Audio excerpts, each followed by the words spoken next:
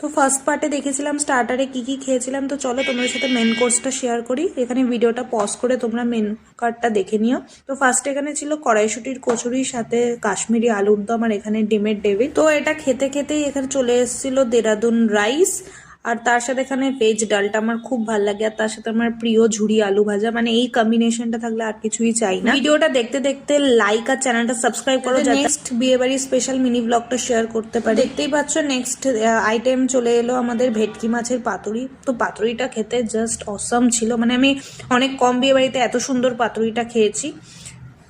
মাছ আর সর্ষের একদম perfect balance. তো এরপর চলে এলো আমাদের শো স্টপার মাটন কষা। মাটন কষাটা যেরকম কালারটা দেখছো সেরকমই খেতে দারুণ টেস্ট হয়েছিল। আমি আরেকবার অবশ্য নিয়েছিলাম কারণ আমি মাটন লাভার বলে। তো এরপর এখানে পাঁপড়, রসগোল্লা শেষ করলাম আইসক্রিম আর হাজমোলা দিয়ে। তো বাড়ি ফিরতে অনেকটাই লেট হয়ে গেছিল। তো দ্যাটস ইট ফর টুডেজ।